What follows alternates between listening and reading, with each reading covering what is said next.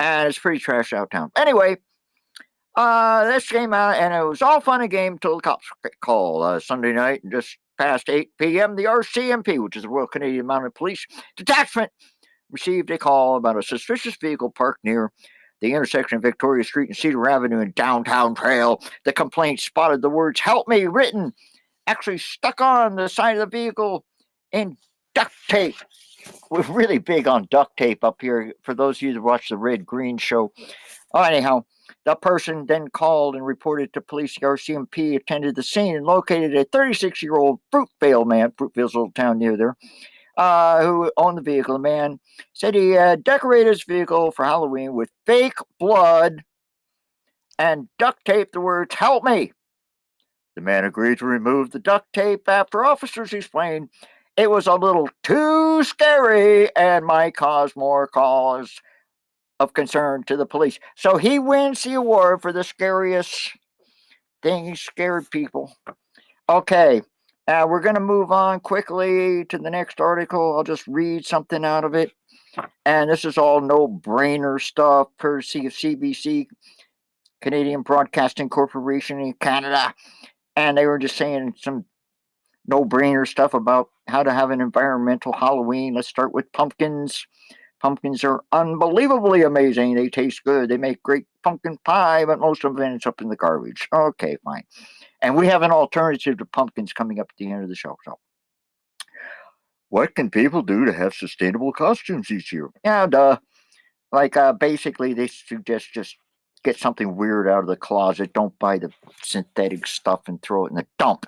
And the same thing with decorations. Instead of buying a bunch of junk, just decorate your house with the junk that you probably have in it. And that's it. That's the whole darn Halloween thing. All right, yeah. I've had enough. I've had enough of. Like, today's Halloween, right? Oh God, I don't have no candy. I think so. I don't have any candy. It looks like Halloween out there to me. I'm going to get my house is going to U.S. My house is going to egg. Actually, I don't have anybody out here comes to the house because I'm in the middle of nowhere. Well, you're in the hinterlands. Yeah. Plus, my place looks kind of like Waco, Texas. You know, I got surveillance cameras, barbed wire fences. No, I don't. So, moving on, what do we have? We have the next topic. We have some spyware hack updates. I mean, ransomware, things along those lines. I think that's a good Halloween topic. You know, to me, it's scary. We've been covering it quite a bit. The Yankee's been working for weeks on this segment. So, for all you people that should be paranoid, this is how to check your smartphone. Yeah. So I'm going to switch over to the media view. Yeah, go ahead. And I'm going to start off with just going to load up the hackernews.com, and they've got a bunch of news stories that have popped up. Hacker. Police arrest suspected ransomware hackers behind 1,800 attacks worldwide. I want to check that one out. So hackernews.com, excuse me, that's like a site that specializes in hacker news. Duh. And yeah, definitely check it out if you want to stay abreast, because it's updated often.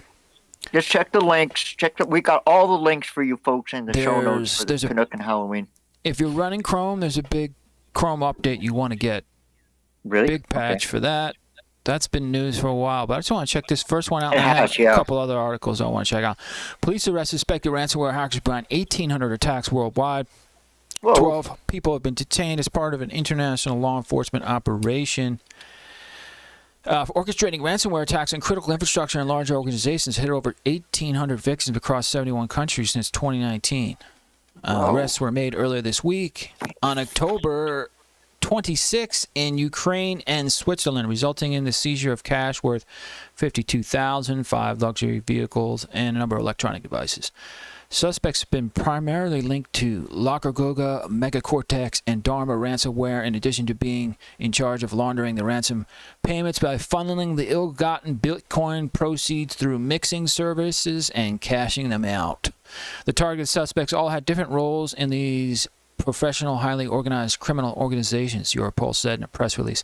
Some of these criminals were dealing with the penetration effort, using multiple mechanisms to compromise IT networks, including brute force attacks, SQL injections. SQL injections are database injections in order to steal data out of databases, stolen credentials, and phishing emails with malicious attachments. Following a successful break-in, the suspects are said to have focused on lateral movement within the compromised networks by deploying malware such as TrickBot or post-exploitation frameworks like Cobalt Strike or PowerShell Empire, with the goal of staying undetected for extended periods of time and gaining entrenched access. So, yeah, that's off the main site. And then I have a couple other articles I want to go over here. U.S. feds reportedly hacked Revil ransomware group and forced it offline. The Russian-led Revil ransomware gang was felled by an active multi-country law enforcement operation and resulted in its infrastructure being hacked and taken offline for a second time earlier this week in what's the latest action taken by government to disrupt the lucrative ecosystem. Wow. Takedown was first reported by Reuters, quoting multiple private sector cyber experts who are working with the U.S. government, noting that the May cyber attack on Colonial Pipeline relied on encryption software developed by Revil Associates, officially corroborating DarkSide's connections to the prolific criminal outfit. Lovely. So there's the direct connection to the Colonial Pipeline ransomware. Coinciding with the development, blockchain analytics firm Elliptic disclosed that 7 million of Bitcoin held by DarkSide ransomware were moved through a series of new wallets, with a small fraction of the amount being transferred with each transfer to make the laundered money more difficult to track and convert the funds into fiat currency through exchanges. On Sunday, it emerged the Revil's Tor payment portal and data leak website had been hijacked by unidentified actors, with a member affiliated with the operation stating that the server was compromised and they were looking for me, leading to speculations of a coordinated law enforcement involvement. Wow. That's weird, man. The Revil ransomware gang restored the infrastructure from the backups under the assumption that they had not been compromised. So it looks like they kept going. Even this happens really a lot. Weird. A lot of these. A lot of times they get infiltrated by U.S. feds, FBI, or what have you. Wow. That's weird. And then moving on, supply chain hacks reported by Microsoft. Microsoft warns of continued supply chain attacks by the Nobilium hacker group. So got a little diagram here. That complicates a complicated situation. They're utilizing social engineering between cloud service providers, on-premises access, and remote access solutions. So they're now starting to hack. They're hacking into cloud providers like Amazon Web Services and Microsoft's Azure. Really? Those are the Why? two big ones. What are they after? So, well, we'll see. Nobilium, the threat actor behind the SolarWinds compromise in December 2020, has been behind an ongoing wave of attacks that compromised 14 downstream customers of multiple cloud service providers, managed service providers, and other IT service organizations, illustrating the adversary's continuing interest in targeting the supply chain via the compromise one-to-one, compromise many approach. So if they can hack the cloud, they could hack, thousands and thousands of clients that are all using cloud, right? I see. Look, like Amazon, all Twitter, everybody, they all use Amazon Web Services. Right. So if you can hack that, you can then, now you've got access to all these big social media platforms and the medium-sized and small ones, everybody down the road. But so you can compromise one cloud service and then gain access to all these clients that are using it. Ouch. Microsoft, which disclosed details of the campaign on Monday, said it notified more than 140 resellers and technology service providers since May. Between July 1st and October 19th, Nobilium is said to have singled out 609 customers who collectively attacked a grand total of 22,868 times. But that's the basic prize there. Nobilium's going after cloud services. so that That's they like can that's get literally like a more smorgasbord. Then access points. hey, they get a hold of that, and it's like, well, who they can almost go on anywhere because there's so many people in. Well, that's entertaining. Yeah. Jeez. And then going back to Pegasus, New York Times journalist repeatedly hacked with Pegasus after reporting on Saudi Arabia. This is posted October 24th on thehackernews.com. That's really. The iPhone of New York Times journalist Ben Hubbard was repeatedly hacked with NSO Group's Pegasus spyware tool, which, of course, we covered on past streams over a 3-year period stretching between June 2018 to 2021, resulting in infections twice in July 2020 and 2021.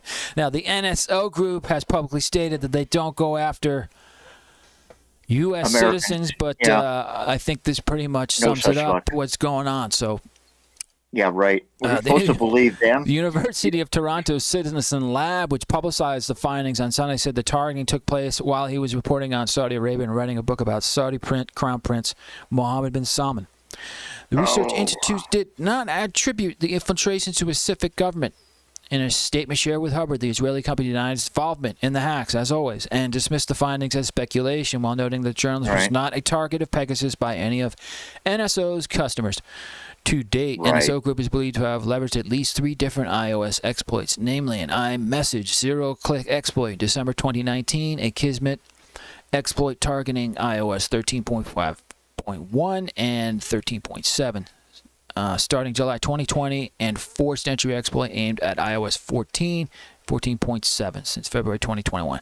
There are new iOS updates for the iMessage exploits, so definitely if you're using iPhone, iPad, anything like that, iOS related, get those updates and get patched. The forensic investigation into the campaign has revealed that Hubbard's iPhone was successfully hacked with the surveillance software twice on July 12th and June 13th of 2021. Once each via the Kismet and forced entry zero-click iMessage exploits after making 2 earlier unsuccessful attempts via SMS and WhatsApp in 2018. So this is the latest disclosure in a long list of documented cases of activist journalists and heads of state being targeted or hacked using the company's military-grade spyware. Ouch.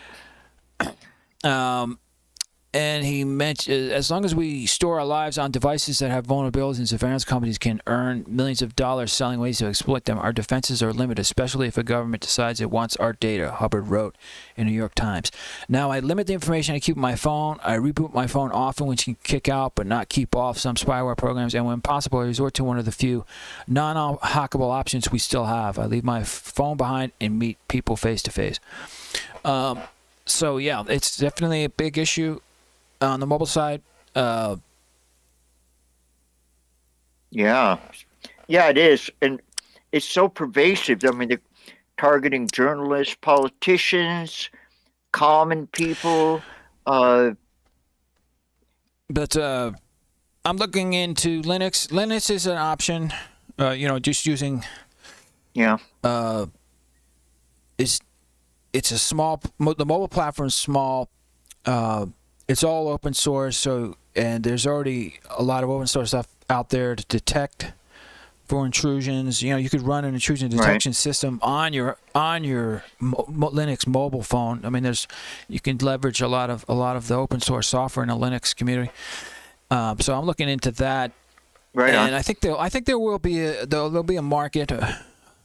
It'll start to grow. I don't think I see it growing massively, but it will grow. Well, I got a question. I remember in the early days there was a Canadian company, got BlackBerry, and that was the big choice because it was the most private system going. They eventually kind of went out of business for some reason. So, if you think the Linux thing is going to be the new alternative for people that want more safety, is that what you're kind of saying? Yeah, I think people, like this reporter. And similar people that have run into issues, because the BlackBerry executives, seems to be what have you, they're already selling secure Linux phones. There's also Android secure phones that you can buy that are expensive, but the Linux option is the most affordable. And there just needs to the community needs to come together and create good Well, yeah, it could be the same. secure versions of it. Because I'm just thinking about BlackBerry, and the president of the United States and the FBI guys, and all of them had their own BlackBerries. That was like a key element. They weren't carrying around a generic Android or iPhone, at least not at the time. So it seems like the Linux type systems are going to be similar to that. The people that really care, like journalists and even maybe common people. So, I mean, are they manufacturing these phones now, or what's the deal? Yeah, there's Librium. There's one. There's the Pine Phone 64, which I have, but that's very much a development phone. But but what's the server like? Do you get the regular cell plan, or how does that work? I mean, that's what's still coming together. I see. think they're just starting to get service out to service out to these Linux phones. It's just starting to come together where you can get cell phone plans. And I imagine the big guys don't really want this to happen, right? I mean, Apple and the Android Corporation, I mean, they probably aren't. They don't really want more competition in that field, I would imagine. So, well, No. We're going to keep you abreast of that, folks. And if you got any particular security concerns to do with your job or whatever you're doing, you please feel free to contact us at variant-news.com, and we'll do the best we can to counsel you through this, because we're constantly getting information. And as you well know, it's a changing universe. If we're moving on to the next subject. Yeah, well, I'm going to move on to the spyware programs, apps that I've been using. Great. So I've got the first one loaded up. iMazing. This is the only iOS program that I tested, but I'm gonna look at a few others. But this with this, you can get a trial period. I think it's around 2 weeks. You can run it for free. So you basically run it on your Mac OS desktop or MacBook Pro, whatever you have, and then you connect your iPhone and then you scan it, and it's using Amnesty International's open source engine for scanning for Pegasus and other spyware related attacks. And I don't have the view of the report, but once you get done scanning, you get a full report. It goes through everything. It goes through all your chat messages. Goes through all the apps you have installed. Everything through the system. It gives you a detailed report. I didn't find, in all my scans on both Android and iOS, I didn't find any viruses. But it's good to run it, from time to time, just to make sure.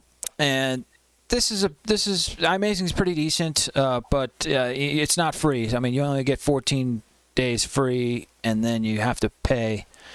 And I'm not sure. I think it's around $30 or something like that. But it also has a lot of other features, like another option for backing up iOS devices, and it has a lot of cool features for managing iOS devices, iPhones, what have you. Right on.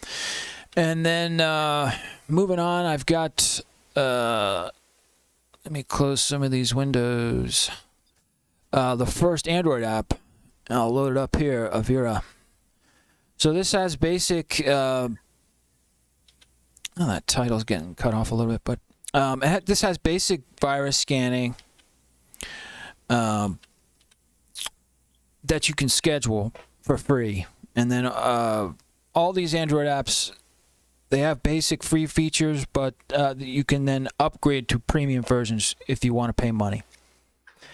So you can schedule the virus scans once a week or whatever you want to do. So that's a really neat feature, especially being free.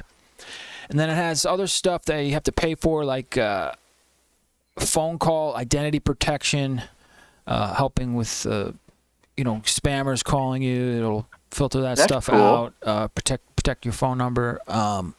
They have a free email address scanner, and I think some of these other apps have it too. So basically, you enter any email addresses that you have, you just enter them in, and then it searches all the breaches, known breaches for that email address. So there's all these massive data leaks, right, online that they dump out onto the dark web with people's private information. Could be your password shouldn't be in the clear, so it's probably going to be encrypted, but they could have that, and then they try to decrypt. Yeah, work back from the beginning or the end. Which if it's salted, if it has an additional key where it got encrypted with, that's much harder to break it, but it's still possible. But that's a really neat feature for the app, and you get that for free. So you put any email address in there, and then you can find that one, and it'll give you a full list view of all the sites that have been compromised with that email address. So you need to go through those sites and either delete your account or change the password at the very least. That's a good idea, because I don't know if lots of people are like me. I'm not as careful with my smartphone just because it's harder to navigate as I am with my laptop or my main computers. So, I open up all kinds of things. And I don't really know what's going on. So yeah, I think I'm going to definitely look into that, because I'm on Android with my smartphone. I find it interesting, just as an aside, that we were talking about the iPhone, and it seems to me Apple used to pride themselves on us Apple users, because I use Apple laptops and everything, like, oh, we got Apple, we can't get hacked. And now it seems like they're getting hacked as much or more than Android. What's your take on the Apple thing that way? Because especially the iPhone market is so large that it's, of course, they're going to come after it. So I think that was part of the deal. They said that there were so few Apple users, they kind of ignored us. But now at the desktop level, but before the iPhone, there weren't as many desktop users or laptop users, so they it wasn't as big a target. But now the iPhone is so pervasive. And then law enforcement also wants to get in there. So then you get like these state sponsored, and like the NSO group in Israel that then offer their hacking tools to law enforcement in the United States and anywhere else in the world. So, but moving on with Auroral, it has I guess it looks like it provides a free VPN, but only for about 100 megabytes. And I'm not sure how long that lasts. I don't know if they just give you 100 megabytes for like a month. There must be some kind of timed trial on that, but I'm going to check that out. Just might be a good feature, to have a fallback if you're traveling and you need to check email. You could, look into using this VPN, for quick connects to the internet, on say public Wi-Fi and stuff like that. Connect to this free version, download everything that you need off social media, whatever, email and all that, and then disconnect. And then the other feature is microphone protection that I noticed for apps. So basically, which apps have microphone access, and if there's any issues around that. But that's a paid feature. So it has basic scanning, but a good chunk of these features you have to pay for. But it's a good app to check out because it gives you a lot for free. And then moving on, BullGuard. Let me load this up in the media viewer. So this focuses more on like cloud anti-theft, cloud security, and so you can look at you just open the App Store, the Google Play App Store, Google Play Store on your Android phone. Just search for these apps; they'll come up. Auroral, BullGuard, and the last one's Traced.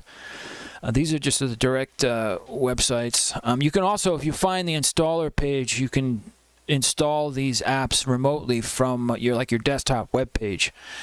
If you're signed in with your Google account that you use on Android, you can then install to any of your devices that are linked to that account from from any desktop web browser, what have you. Mm-hmm. So BullGuard has basic free virus scan. It's very basic. It didn't detect anything, so and it doesn't give any kind of detailed report. It just says nothing found. So that's not that great, but it has the anti-theft protection. So if you wanted like a backup, iOS devices have a Find My Mac anti-theft protection that you can enable, and Android has. I think Samsung Android phones have some kind of anti-theft, but I'm not sure about Google. I don't think they do. So this could give you an option for that, where you basically could create an account with them, and then they have a website that you go to, and so if you lose your device, you can, through the website, the BullGuard website, you can then remotely try to wipe your phone, so to delete everything. So say you lost it, or somebody stole it, or whatever, you can log into their website, but you have to give device administrator permission to this app, which is pretty intense. You have to give very escalated permissions. They've been I bet, because otherwise somebody could to allow it to wipe the phone. Yeah, because of it. The wrong person did it. You open up your phone and it's all wiped out, and they said, "Well, I thought you wanted us to do that." Well, that's really good. I may be traveling to Africa next year if everything works out with Jacob, and I know I got to be extra careful, especially using open source or open network Wi-Fi and stuff like that. Oh, that's really cool. And unfortunately, like I say, it's another thing that we have to deal with, and it's really important, especially anybody that's in a corporate or government or even social movements, political people. And we're all targets. I don't think I'm a target yet because I'm kind of still a nobody, but if I became a somebody, or maybe I am somebody and I don't know it. I don't know. So finishing up with the last one, it's called Traced. And this is it's more of like it does everything kind of automated in the background, so you have to give it background permissions. But it's constantly scanning all your apps that you have, looking for any kind of issues. Interesting. It also has Wi-Fi security protection. But I haven't looked into that, you may have to pay for some of these features. But I'm still looking into this one. It kind of interface could probably be a little bit better, but it kind of sets everything up for you. You just have to give permission, like location permissions and things along those lines, and then it just does everything in the background. So you just check in with the app and see what it finds. But it has a decent amount of features for free. And it's worth checking out. Yeah, totally. And I just want to reiterate for all you folks that are viewing, in case you go, what the heck's going on? If you go to variant-news.com and click on the Canuck and Yankee show in today's date, all the links that are being featured here today are there for you, and you can look at them. Let me switch over to the web view, and then also, I'm going to put the show notes in the chat. The direct link. That's the direct link to all the show notes. So I have a list of all the apps that I talked about. The One iOS, iMazing, and Traced. Yeah, it's all Vera there for you. BullGuard. We're live right now. So you can check those out, and if you end up using them, let us know what you thought of them. It's getting sunny. I look like a ghost. We're gonna move on. You kind of do look like a ghost. Well, the sun's coming through the window. See. So we're gonna move on to the renaming of Facebook to Meta. Yeah. So basically, everything in the Facebook's world. This is Halloween themed, people. All right, we're gonna switch over to back to Media View. Go back to Media View. I'm gonna is big old Mark Zuckerberg's face. Mark! He's all happy because he's renamed He's company to Meta, so Facebook, Instagram, WhatsApp, all that stuff. It's all under the big Meta umbrella. And Meta. the new name is being ridiculed by Hebrew speakers. Now, this is from BBC.com. Yep. And Facebook's announcement that it's changing its name to Meta has caused quite the stir in Israel, where the word sounds like the Hebrew word for dead. To be precise, Meta is pronounced like the feminine form of the Hebrew word. A number of people have taken to Twitter to share their take on the name under the hashtag #FacebookDead. So this is very Halloween-esque, and I think that It is. I think that's why Mark Zuckerberg announced this. He announced this on October 28th, I believe. Right in time for Halloween. I think he knew that Meta meant dead in Well, he's Jewish, Hebrew. isn't he? Yeah, he's Jewish, so he knew. And I think that's why he did it, And Totally. Makes sense. take attention away from everything that's happening in Congress, which is a lot, coming after him for how he's running Facebook. And so, this big name change that, creates a divergence. It creates a diversion politically for him. Well, he just wants some press that isn't just the people calling him out that used to work for him, like that woman. She testified before the United Kingdom Parliament, and it was after the U.S. Congress, and just said they knew full well that what they were doing, particularly with Instagram, was not healthy to the users, but they just blew it off. So, I think he just wanted to get on the news with something exciting. And, of course, we covered the metaverse pretty good last week, what he's doing with 10,000 employee hiring in Europe. And we also covered the theme park in China, which is only for Chinese, so they can go and with their kids and get thoroughly indoctrinated in the virtual world. Oh, there she is. Oh, we can play a little bit of this. Why don't we? Yeah, she's cool. I like her. I'd take her. Bit of this. So this is the computer scientist that was at Facebook for 2 years.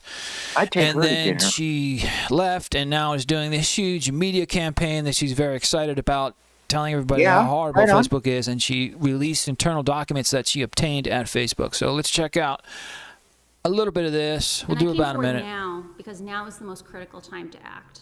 A former Facebook employee turned whistleblower on Monday told British lawmakers the social media site was fueling violent unrest around the world. A core part of why I came forward was I looked at the consequences of choices Facebook was making, and I looked at things like the Global South. And I believe situations like Ethiopia are just part of the opening chapters of a novel that is going to be horrific to read. Frances Haugen was a product manager for Facebook and recently went public with her accusations that the company knowingly permitted harmful content on the platform, putting profits before safety. I think there is a view inside the company that safety is a cost center. It's not a growth center. The world's biggest social network rejected the charges. Haugen, who testified earlier this month in the U.S. Congress, turned over a trove of internal Facebook documents to the U.S. Securities and Exchange Commission, which... So, Facebook sees security as too costly to deal with. So, and that's who's going to be building the metaverse, Facebook. That's just not good. We don't use Facebook. I mean, I use Facebook for some social things, but I think it should have just stuck to being a social network for people to get dates and talk to their friends and put pictures of their puppies up and stuff. But it's turned into this whole monster. There's over 2 billion users. And I don't know about Mark, but, you got a picture of him up there. Yeah. I mean, the guy looks like an android or something, like something like. Yeah, he's an android, I think. Blade Runner. You know what the guy looks like? He looks like that woman the woman that's a citizen. I remember that the robot citizen. What is it, South Africa or something? The robot that they made a citizen. Oh, in Saudi Arabia. Saudi Arabia, right? And he looks like one of them. Like, I bet you, if you looked at the back of his brain, it would be all like circuitry and stuff. Yeah, it probably is. Yeah. Can I start a conspiracy theory? Well, go ahead. Yeah. Okay, I'm starting a conspiracy theory. Mark Zuckerberg is an alien robot that was sent here. Alien android. I like it. Yeah, he is. I want to start officially. This is an official conspiracy theory from the Canuck that we have evidence. I'm going to go into the pillow guy mode. I've got evidence, and I'm going to hold a seminar, and I'm going to show the world documented evidence that Mark Zuckerberg is an alien reptile. Sent All right, $45. Well, I'm going to take you to it. You gotta get the proof. Listen, for $45, you can come to my, just like the pillow guy thing, event with the election. Yeah, no. Okay, anyway, enough of that. So this is from BusinessInsider.com. A departing Facebook employee said omniscient robots owned by Mark Zuckerberg won't save the company from its moderation problems. Employee said Facebook wants to use automated systems to solve human problems. That reality is dystopian, the employee wrote in a farewell badge post in 2020. There you go. And Facebook relies heavily on AI to moderate content and decide what posts to put in front of users. Yep. There you go. So, yeah, that's the basics of it. I mean, a former employee just got so fed up that he left. And, yeah. I mean, it's just the AI's not working. Well, and I mean, it's got a mind of its own. Zuckerberg's going to change course. I mean, the AI's got a mind of its own, right? Duh. You know, and of course it thinks it's smarter than us. It's kind of like 2001, the movie. Sorry, Dave, I can't do that. Yeah, okay. Well, like I say, I just beware of Facebook.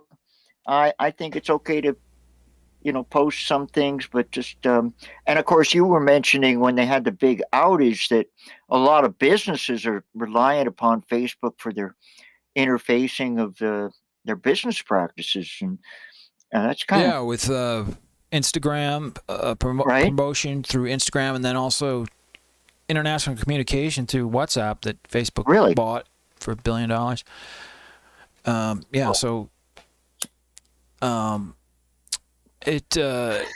A lot of businesses are relying on. I'm just going to read a little bit from the actual post that the former employee posted, his badge post. AI will not save us. The implicit vision guiding much of integrity is a world where all human discourse is overseen by perfect, fair, omniscient robots owned by Mark Zuckerberg. This is clearly a dystopia, but it is also so deeply ingrained we hardly notice it anymore.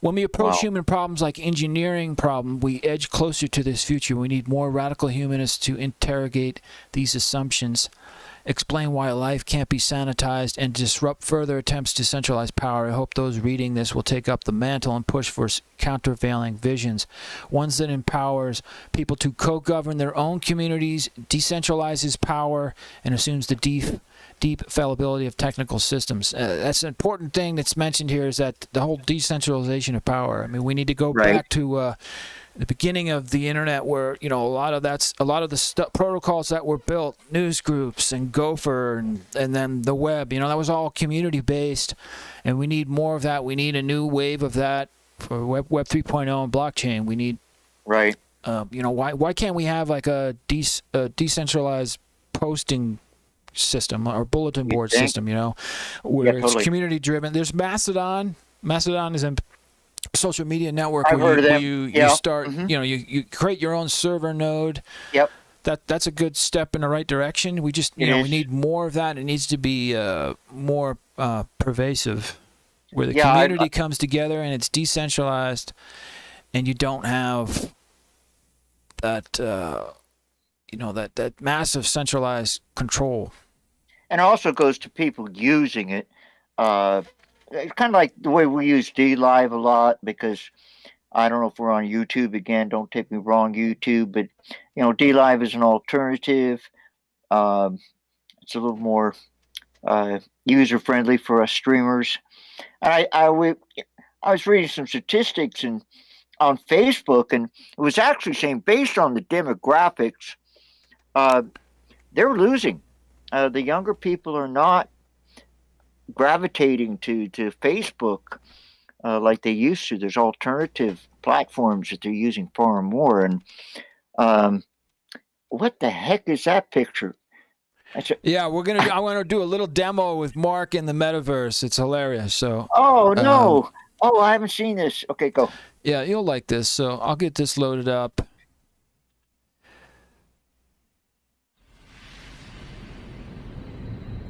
Imagine you put on your glasses or headset and you're instantly in your home space. It has parts of your physical home recreated virtually. It has things that are only possible virtually. And it has an incredibly inspiring view of whatever you find most beautiful. Hey, are you coming? Yeah, just gotta find something to wear.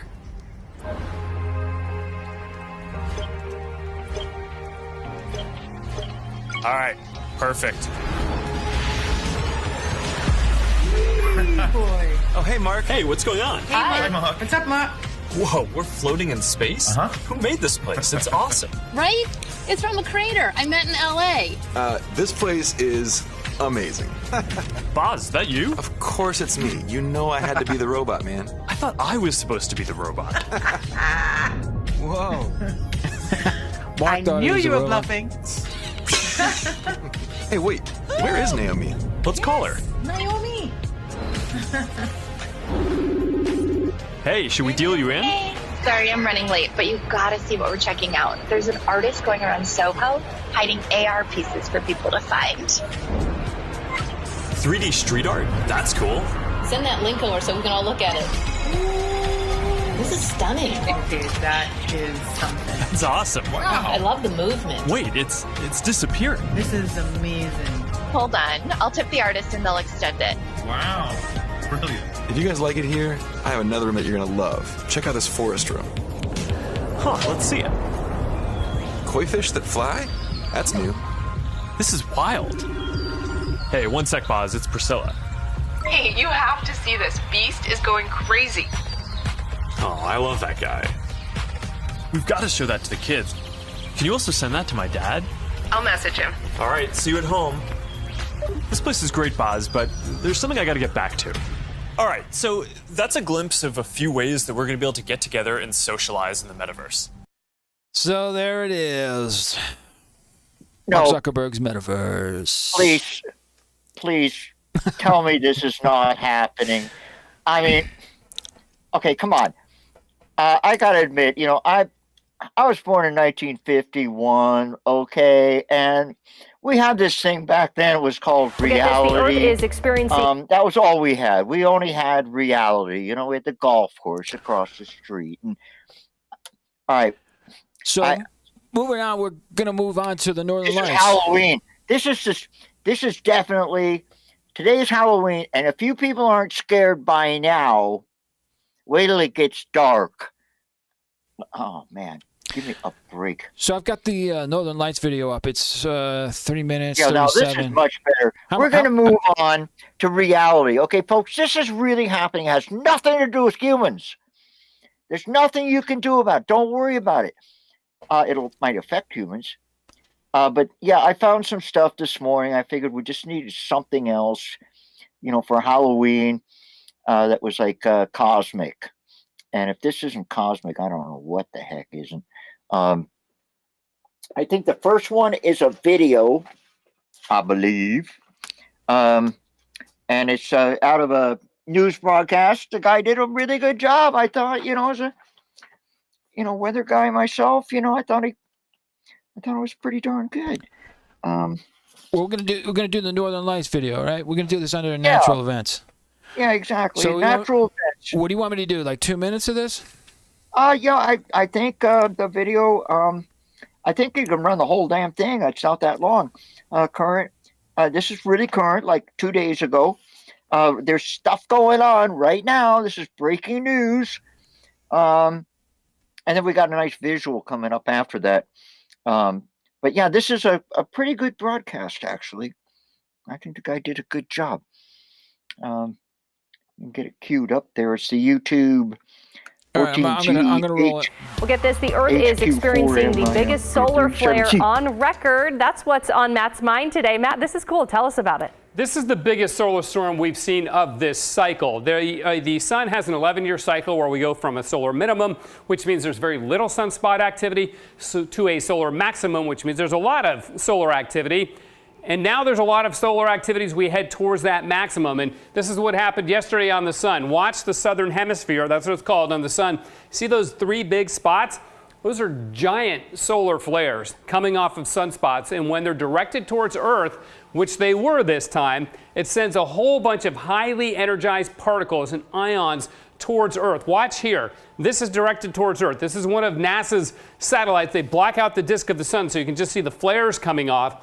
Pretty impressive there. So, of course, the sun's roughly 93 million miles away, so it takes time for these to reach us. But already yesterday, there were shortwave radio blackouts in the southern hemisphere.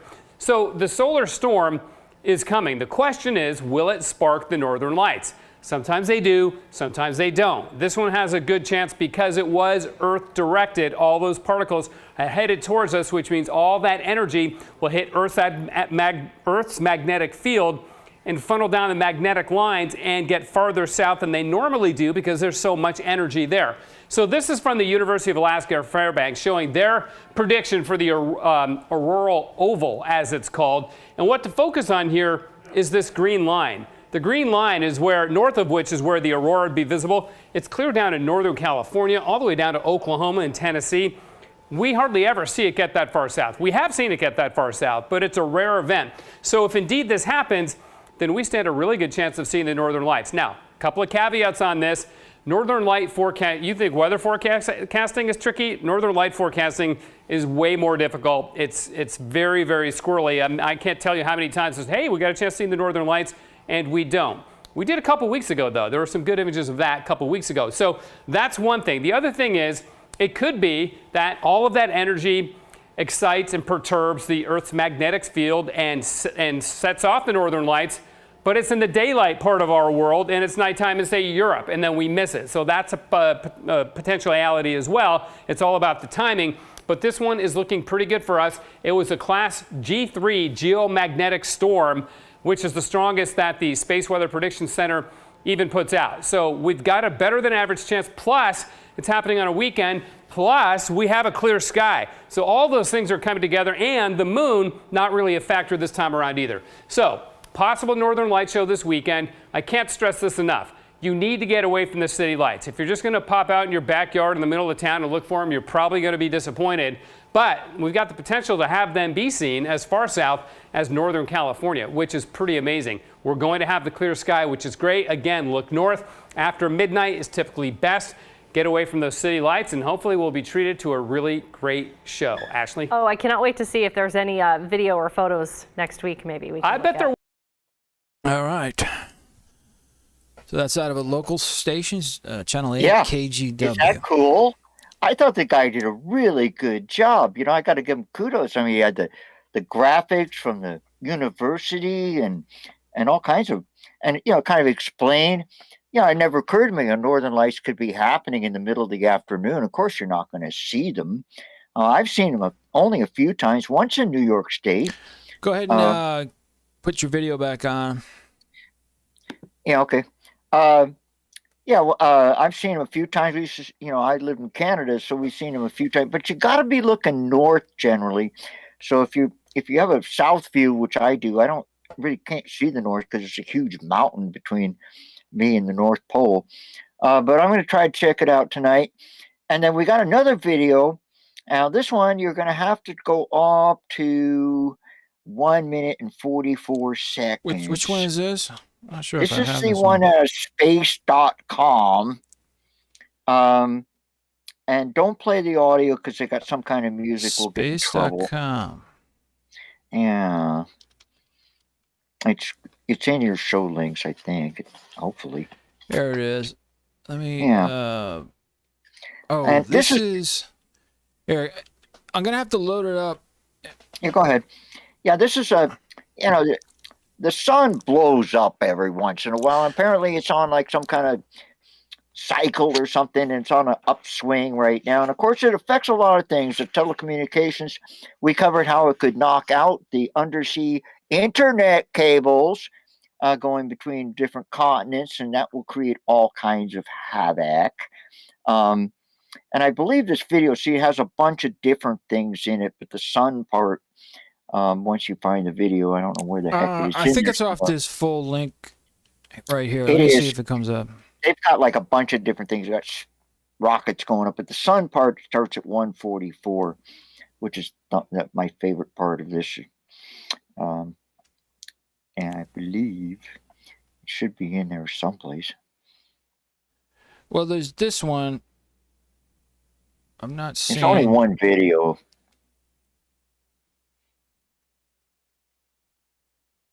I know there's a video in there somewhere.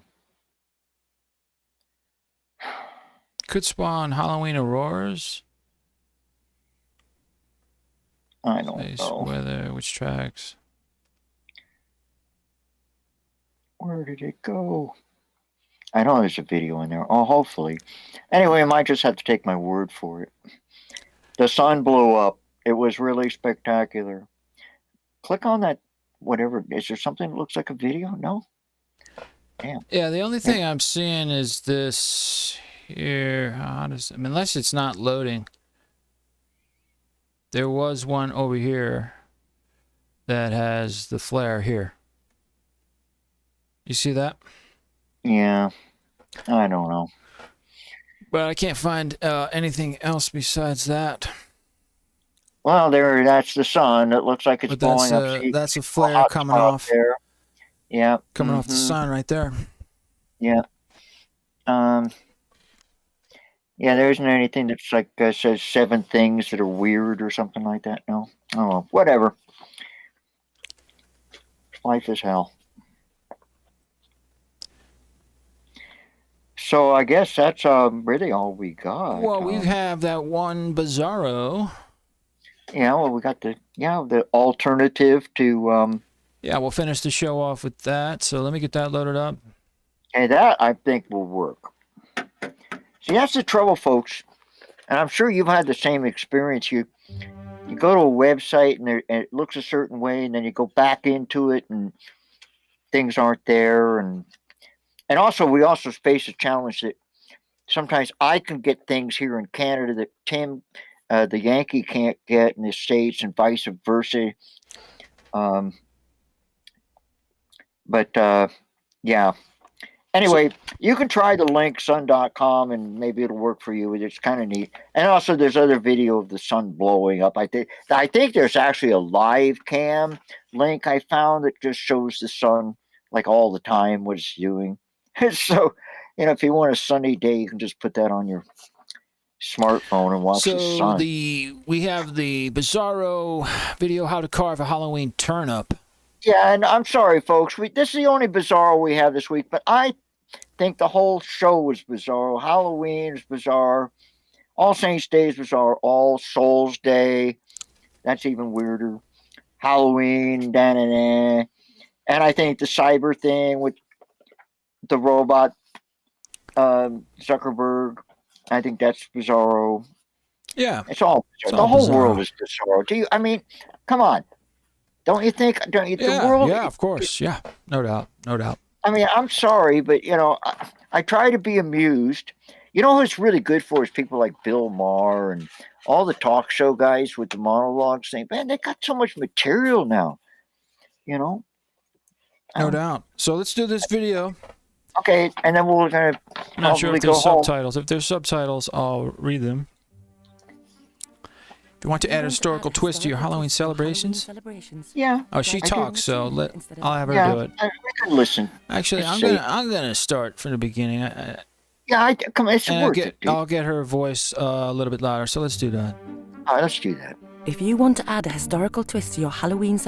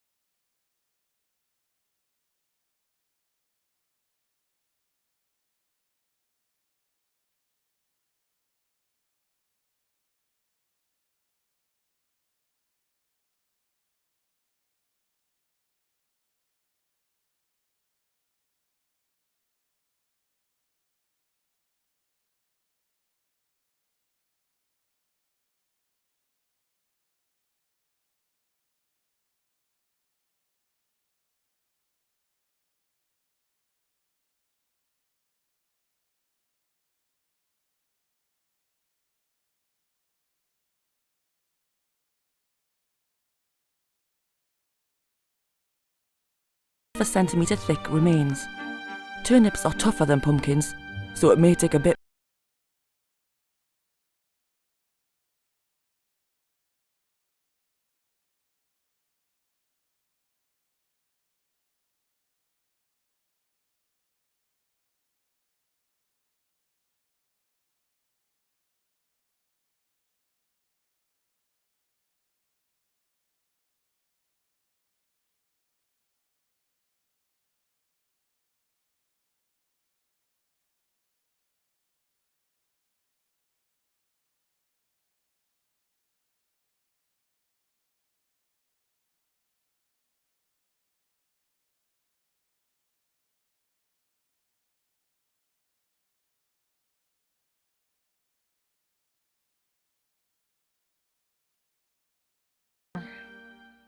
Is the camera back on here?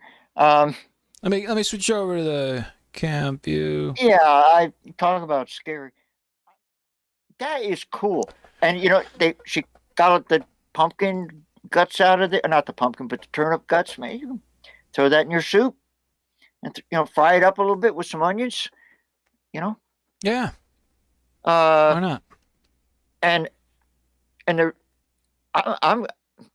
I blew it, man. I didn't get a turnip, and now it's going to be too late. But maybe I'll just make one and kind of keep it around the house, for like some people leave their Christmas lights up all year, like me.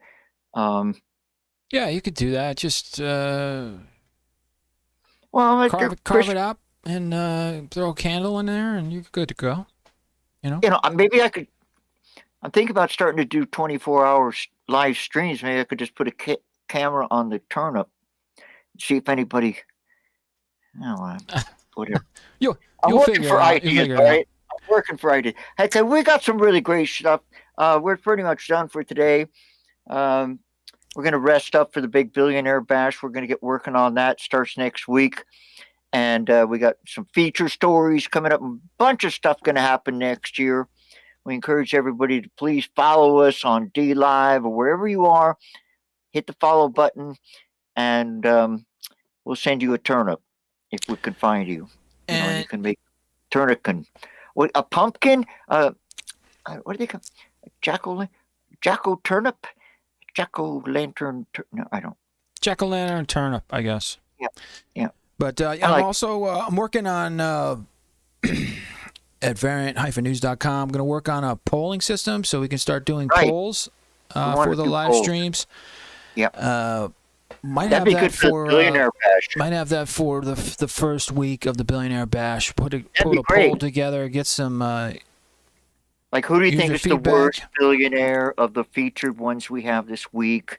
Or who's the best one? We're going to try to do, kind of the good, the bad, and the ugly of billionaires, and we're having a little bit of trouble finding the good ones.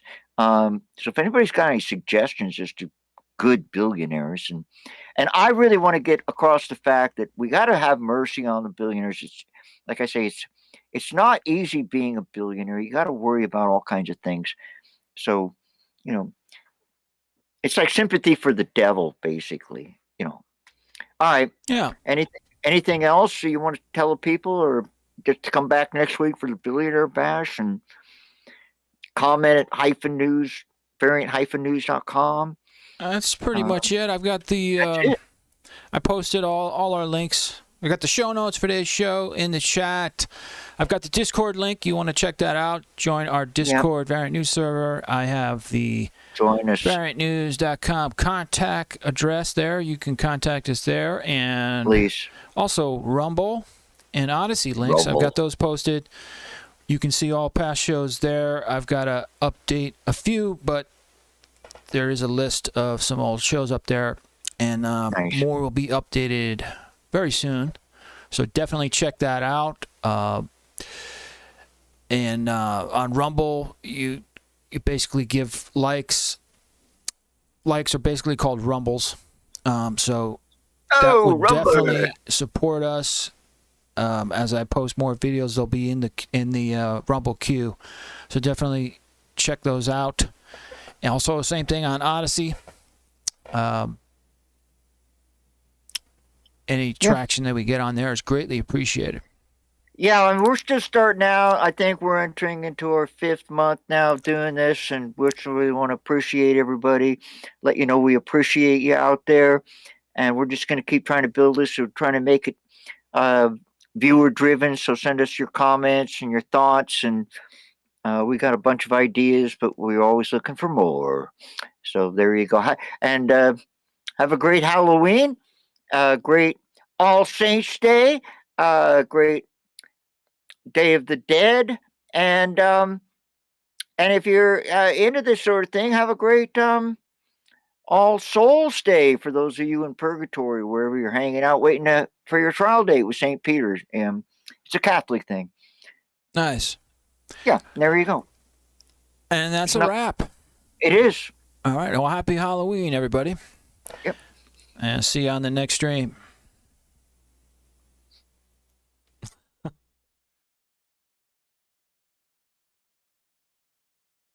Peaches, baby, don't you shake my tree.